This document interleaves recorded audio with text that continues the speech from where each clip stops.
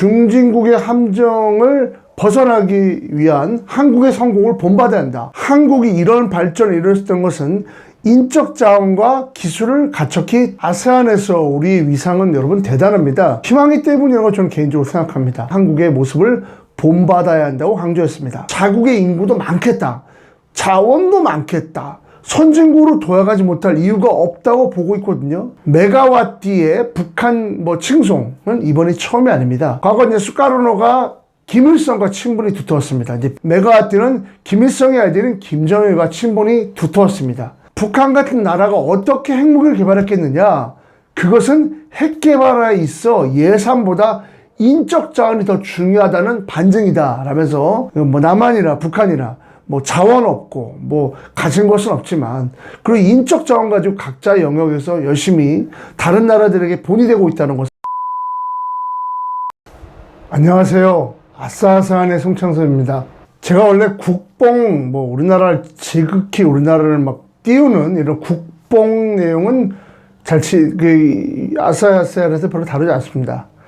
기본 제가 추구하는 이제 유튜브 방송의 취지와도 맞지도 않고 또 무작정 우리나라 말을 이제 이렇게 칭송하거나 띄우는 것이 좀 개인적으로 그렇게 좋지 않다고 보기 때문입니다. 하지만 아세안에서 우리의 위상은 여러분 대단합니다.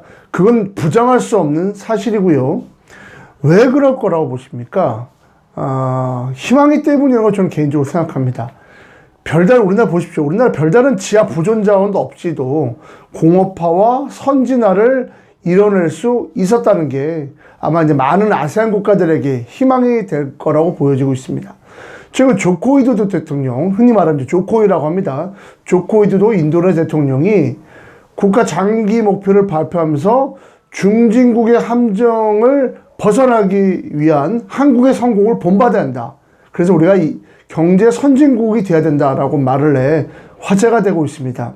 지난 16일 일간 꼼파스, 현지에서 이제 가장 큰 일간 신문입니다. 꼼파스 등에 따르면 조코이 대통령은 15일 날 열린 2025년부터 45년까지의 국가 장기 개발 계획 발표 행사에서 한국은 1987년 1인당 국내 총생산, 흔히 말하는 GDP죠. 이 총생산이 3,500달러, 약 한화로 436만 원이었지만 8년 만에 12,000달러, 약 1,527만 원 이상으로 늘어났다고 밝혔습니다. 조코이 대통령은 한국이 이런 발전을 이뤘던 것은 인적 자원과 기술을 갖췄기 때문이라면서 우리도 인적 자원과 기술, 생산성 등의 또 이제 이런 생산성의 질에 초점을 맞춰서 도약을 이뤄내야 되고 이런 한국의 모습을 본받아야 한다고 강조했습니다. 조코이 대통령이 자국 국민들에게 이런 희망을 불어넣는 이유는 인도네시아의 젊은 인구 구성 때문이라고 볼 수 있습니다. 여러분, 인도네시아 인구는 2억 7천만 명으로 세계 4위입니다. 그러니까 굉장히 인구 대국입니다. 그래서 인도네시아는 2020년 기준 생산 가능 인구 비율이 70%에 이르는 등 대규모 생산 시장과 소비 시장을 갖추고 있습니다. 흔히 여러분 만 15세에서 64세 정도를 생산 가능 인구로 보는데 앞으로 10년 이내 인도네시아는 인구의 상당수가 생산 가능 인구가 됩니다.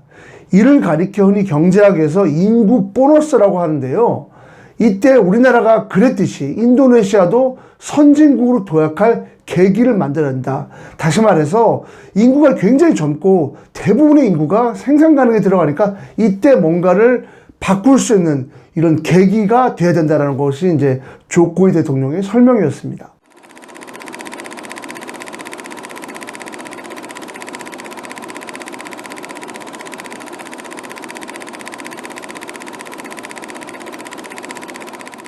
그래서 아까 앞서 말씀드린 꼼파스 등에 따르면 조코이 대통령은 2045년까지 1인당 국민 총소득입니다. GNI라고 불리는 이 총소득을 23,000에서 33,300달러, 약 우리나라 돈으로 2,924만 원에서 3,852만 원 정도로 늘려야 한다고 이제 말을 하면서 쉽지 않은 도전이지만 이 비전을 달성하기 위해선 소득을 늘려서 빈곤율을 줄여야 한다. 그러기 위해서는 과학과 기술뿐 아니라 생산성이나 제도 같은 측면에서도 개선돼야 한다고 강조했습니다.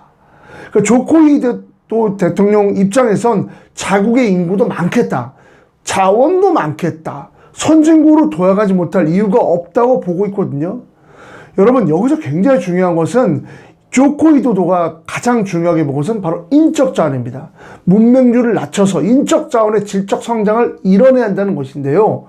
조코 위도 대통령이 공개석상에서 한국을 본받아야 한다고 말한 것은 이번이 처음이 아닙니다. 이제 친한파로 불린 조코 위도 대통령은 지난해에도 한국은 인도네시아가 고소득 국가로 나아가기 위해서 따라가야 할 롤 모델이라고 말하는 등 여러 차례에 걸쳐서 이 한국을, 우리나라를 본보기로 삼아야 한다고 말했습니다. 한 가지 더 흥미로운 것은 젊은 비슷한 시기에 메가와티 수카르노 뿌뜨라라는 이제 투쟁민주당이라는 이 당이 있습니다. 이 총재가 핵 능력 개발에 있어서 북한의 선례를 따라간다라고 밝혔다는 점입니다. 그런데 여러분, 논리가 재밌습니다. 논리가. 그녀는 북한 같은 나라가 어떻게 핵무기를 개발했겠느냐? 그것은 핵 개발에 있어 예산보다 인적 자원이 더 중요하다는 반증이다 라면서 국가 예산에 제약이 있다고 해서 핵 프로그램 개발을 늦춰서 안 된다. 그러면서 북한의 예를 들었습니다.